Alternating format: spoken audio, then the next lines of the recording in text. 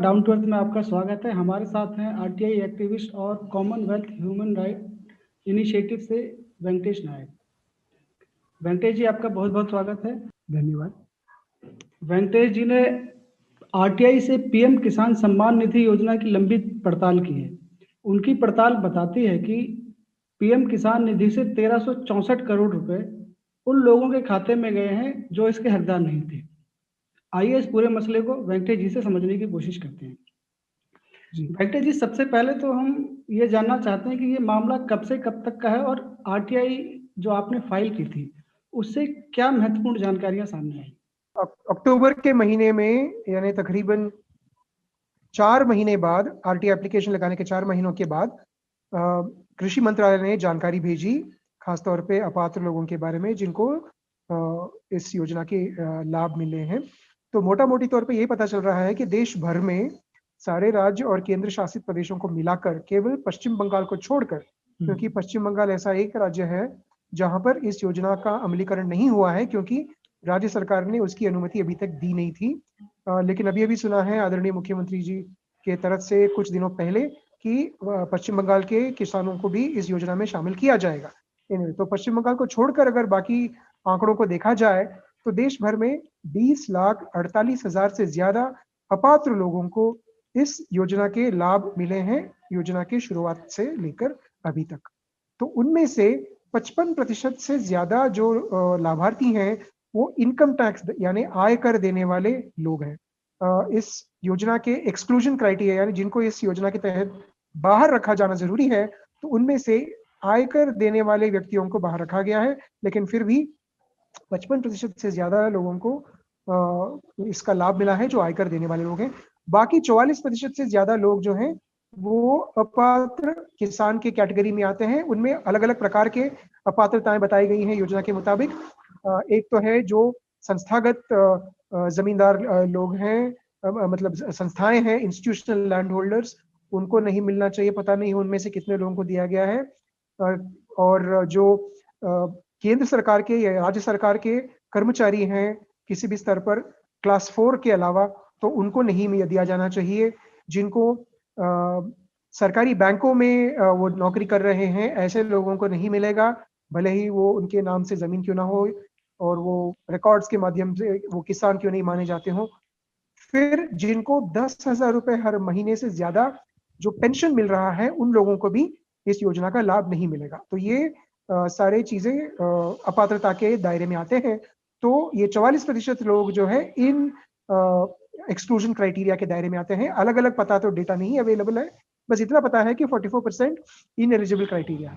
अब राज्यों के हिसाब से आप देखेंगे तो सबसे ज्यादा जो अपात्र किसान हैं, यानी इनकम टैक्स पी नहीं, उनको हटाकर बाकी जो अपात्र लोग हैं 44%, उनमें से 4,74,000 यानी सारे आंकड़ों के मुताबिक 23% से ज्यादा पंजाब के किसान बोले जा रहे हैं। तकरीबन 17% यानी 3,45,000 के करीब अपात्र लोग जो हैं वो असम के हैं। महाराष्ट्र के तकरीबन 14% लोग हैं, यानी 2.86 लाख यहाँ से आते हैं। तो कुल मिलाकर इन 3 राज्यों को अगर जोड़ा जाए तो 54% से ज्यादा इन एलिजिबल फार्मर्स इन 3 राज्यों से आते हैं। बाकी आधे से कम जो है बाकी राज्यों में फैले हुए हैं।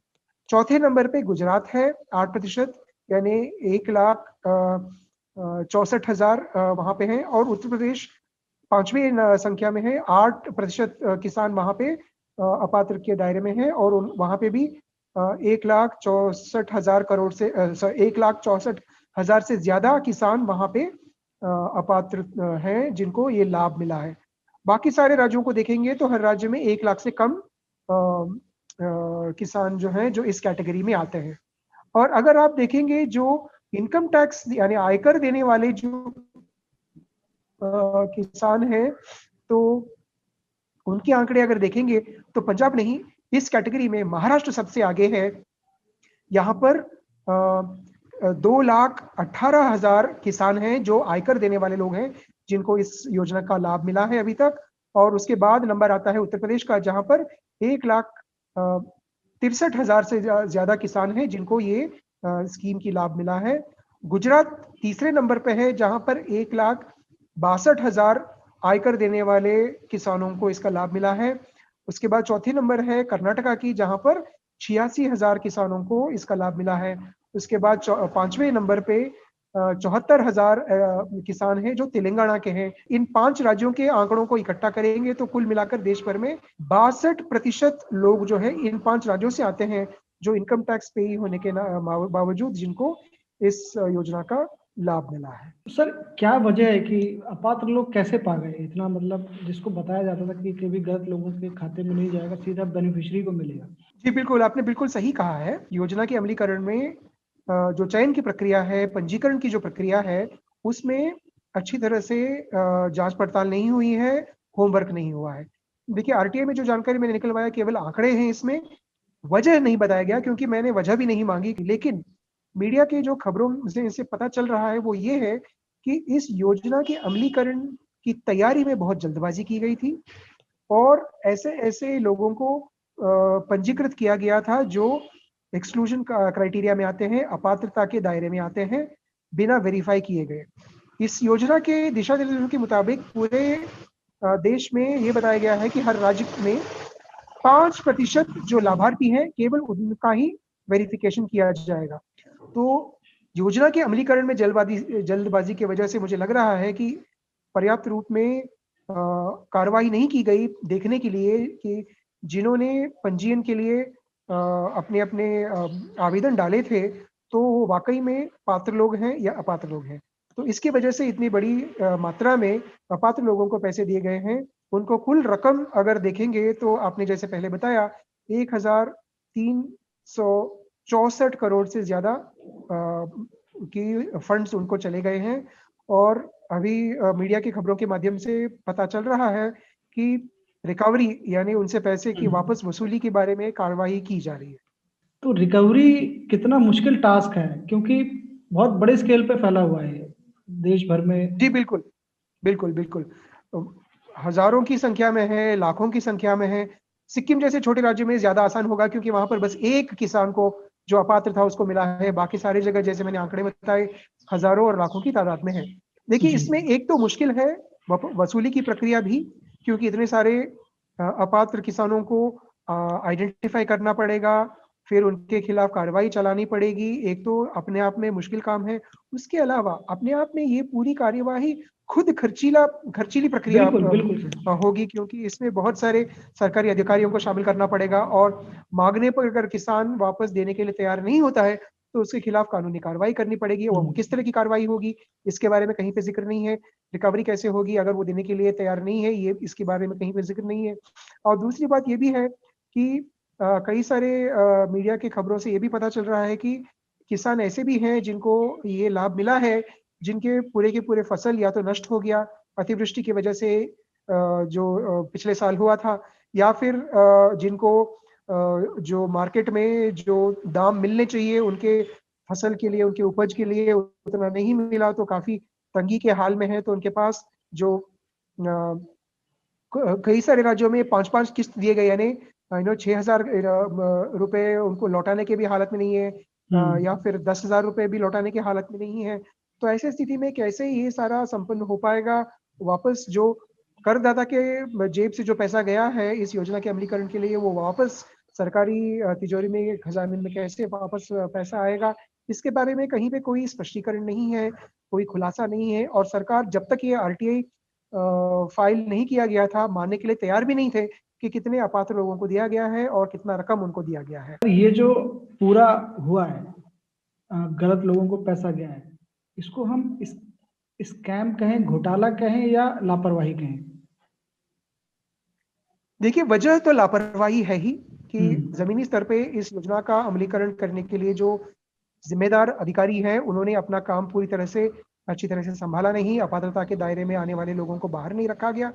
उसकी वजह से ये लापरवाही तो बोला ही जा सकता है। अब स्कैम है कि नहीं ये तो सरकार को मानने वाली बात है, क्योंकि अंतिम में अगर आप देखें तो ये पैसे जो गए हैं ये सरकारी खजाने से भले ही गए हैं, लेकिन सरकार में काम करने वाले मंत्री अधिकारियों के जेब से नहीं गए हैं। नहीं, ये हमारे और आप जैसे कर देने वाले नागरिकों के जेब से गए हैं। तो यदि इसको स्कैम के रूप में सरकार मानने के लिए तैयार है तो वो ज्यादा बेहतर रहेगा, क्योंकि सरकार को ईमानदारी से मानना पड़ेगा कि इस अच्छे योजना के अमलीकरण में बहुत गड़बड़ियां हुई हैं, बहुत लापरवाहियां हुई हैं। अभी ये जानकारी जैसे ही मैंने मीडिया के माध्यम से देश के सामने रखने की कोशिश करी, तो मेरे पास अलग-अलग राज्यों से बहुत सारे ऐसे जानकारी मिलने की दौर शुरू हो गई है। जैसे तेलंगाना से किसी एक आरटीआई कार्यकर्ता ने बताया है कि कुछ क्षेत्रों में 8,000 से ज़्यादा ऐसे आदिवासी किसान हैं जिनको इस योजना के लाभ मिलने चाहिए थे, उनको मिला नहीं। लेकिन अपात्र लोग जो वहीं पे रहने वाले लोग हैं, लेकिन अपात्रता के दायरे में आते हैं, उन लोगों को योजना का लाभ मिला है। तो इसमें बहुत सारी जाँच पड़ताल की ज़रूरत है। बहुत सारे इसमें काम करना ज़रूरी है, कदम उठाना ज़रूरी है, क्योंकि इस योजना का पंजीयन की प्रक्रिया जो है वो अभी भी जारी है। योजना को जब शुरू किया गया था 8 करोड़ इसमें किसान शामिल थे। जब मैंने आरटीआई लगाया तो तकरीबन 10 करोड़ किसान इसमें शामिल किए गए थे कुल मिलाकर। तो जब मेरे पास जानकारी आई अक्टूबर के महीने में पिछले साल, तब तक 11 करोड़ 35 लाख किसान इस योजना के तहत पंजीकृत किए गए थे। यानी हर दिन आंकड़े बढ़ रहे हैं। 14 करोड़ किसानों तक जब ये स्कीम के लाभार्थियों की संख्या पहुंचेगी नहीं, तब तक पंजीयन होता रहेगा। अब ये पता नहीं है कि उनमें से जो नए-नए रूप से जो इस योजना के साथ जोड़े जा रहे हैं किसान, उनमें से कितने अपात्र लोग हैं, उनमें से कितने लोगों को पैसा जाएगा, इसके बारे में कोई कहीं पे ज़िक्र नहीं है। पंजीयन लेकिन ज़रूर हो रहा है। मेरे कहने की बात आप अगर ना माने तो पीएम किसान वेबसाइट पे आप जाएँ, तो फ्रंट पेज पे, होम पेज पे वहाँ पर हर दिन वहाँ पर आंकड़ों को अपडेट किया जाता है कि कितने लोगों को इस योजना के तहत पंजीकृत किया गया है। तो उसके हिसाब से अगर देखा जाए, तो मुझे लगता है कि अपात्रता की जो समस्या है, वो और भी ज़्यादा गहरी होती जा रही है और इससे निपटने के लिए सरकार क्या कदम उठा रही है, कितने लोगों से पैसे की वापस वसूली की जा रही है, अपात्र लोगों को एक भी किस्त ना मिले जो नए रूप से पंजीकृत किए गए हैं, उसके लिए क्या वेरिफिकेशन प्रोसीजर अपनाया गया है, इसके बारे में भी कहीं पे ज़िक्र नहीं है। तो कुल मिलाकर एक तरह से गोपनीयता की स्थिति की वजह से पता ये नहीं चल रहा है कि इतनी अच्छी स्कीम के और बेहतर अमलीकरण के लिए सरकार क्या कदम उठा रही है। वेंकटेश जी, आपने अपना समय दिया, बहुत बहुत धन्यवाद। Thank you sir, thank you very much. जी, आपका भी बहुत-बहुत धन्यवाद। Thank you. Thank you.